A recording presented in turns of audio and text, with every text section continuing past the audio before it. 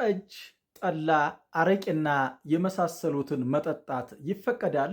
መጽሐፍ ቅዱስ በዚህ ዙሪያ ምን ይላል? በስመ አብ ወወልድ ወመንፈስ ቅዱስ አሃዱ አምላክ። ውድ ልዑል እግዚአብሔር ልጆች በልዑል እግዚአብሔር ስም እንደምን ዋላችሁ? ቸርነቱ የበዛ መዓቱ ያነሰ ምሕረቱ የፈጠነ ልዑል እግዚአብሔር ስሙ እየተመሰገነ ይሁን። ጠጅ፣ ጠላ፣ አረቄና የመሳሰሉትን መጠጣት ይፈቀዳል? መጽሐፍ ቅዱስ በዚህ ዙሪያ ምን ይላል?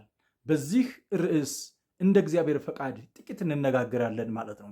በዚህ ዙሪያ ታዲያ መጽሐፍ ቅዱስ የሚለውን እስኪ እናንሳ። በኤፌሶን ምዕራፍ 5 ቁጥር 18 ላይ እንዲህ ይላል፣ መንፈስ ይሙላባችሁ እንጂ በወይን ጠጅ አትስከሩ፣ ይህ ማባከን ነውና ይላል። ስለዚህ አትስከሩ ካለ መጠጣት አልተከለከለም ማለት ነው።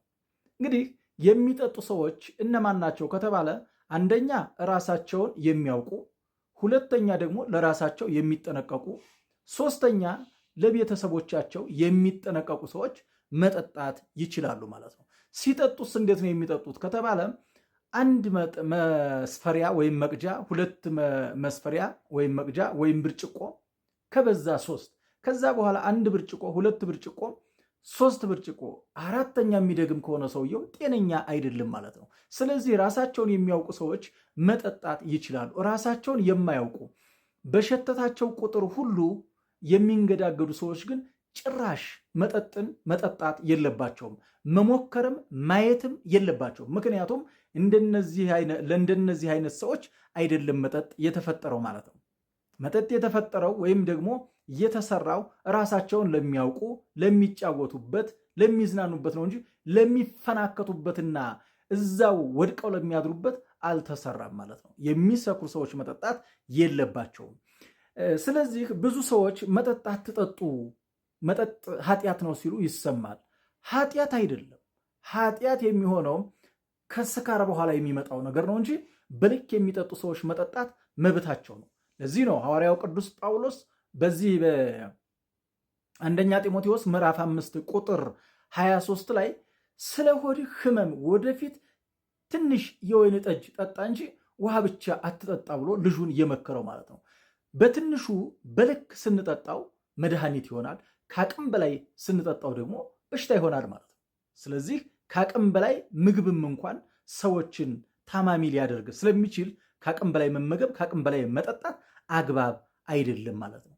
በዚህ ሁኔታ ላይ ታዲያ ሌላውን የመጽሐፍ ቅዱስ ክፍል ስንመለከት በዮሐንስ ወንጌል ምዕራፍ 2 ከቁጥር 1 ጀምረን ስንመለከት ጌታችን መድኃኒታችን ኢየሱስ ክርስቶስ ከእናቱና ከደቀ መዛሙርቱ ጋር ወደ ሰርግ ቤት ተጠራ ይላል። ወደ ሰርግ ቤት በተጠራ ጊዜ የወይን ጠጅ ያለቀባቸው የሰርጉ ባለቤቶች ነው የሚለው ዮሐንስ ወንጌል ምዕራፍ 2 ከቁጥር 1 እስከ 6 ያለውን ስንመለከት ማለት ነው። በዚህም ጊዜ ታዲያ የአምላክ እናት እናታችን ድንግል ማርያም ስሟ የተመሰገነ ይሁንና በዛ ቦታ ስለነበረች የወይን ጠጅ እኮ የላቸውም ብላ ጌታችን ኢየሱስ ክርስቶስን የማማለድ ስራ ሰርታለች ማለት ነው። ጌታችን ኢየሱስ ክርስቶስ ታዲያ ውሃ ሙሉ ብሎ ጋኖችን ውሃ ካስሞላ በኋላ በባዶ ጋን ውሃ ካስሞላ በኋላ ውሃውን የወይን ጠጅ አድርጎ አጠጣቸው። ከጌታችን የሚያውቅ ሰባኪ ማን ነው ታዲያ? ጌታችን የወይን ጠጅ ውሃውን ወደ ወይን ጠጅ ቀይሮ ካጠጣቸው ወይም ለውጦ ካጠጣቸው፣ ጠጡ ብሎ ከሰጣቸው እኛ እነማንን አትጠጡ ብለን የምንሰብክ?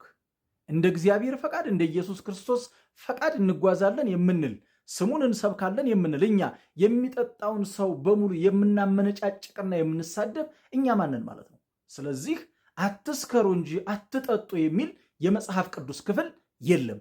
ስካር ግን ነውር ነው። ለምን ከተባለም ሰካራም አንደኛ ራሱን አያውቅም፣ ሁለተኛ በሰው ዘንድ የተናቀ የተጠላ የተዋረደ ነው፣ ሶስተኛ ብቸኛ ነው፣ ትዳር ቤተሰብ አይመሰርትም፣ አራተኛ ድሃ ነው፣ ቅሪት ሀብት የሚባል ነገር የለውም፣ አምስተኛ በሽተኛ ነው፣ ጤና የሚባል ነገር የለውም፣ ስድስተኛ የሚያምነው ሰው የለውም፣ በሁሉም ዘንድ ተጠርጣሪ ነው፣ ሰባተኛ ከጓደኞቹ በታች የተጣለና የወደቀ ነው ማለት ነው። ስለዚህ ሰካራም አትሁኑ፣ አትስከሩ ነው እንጂ አትጠጡ አልተባለም።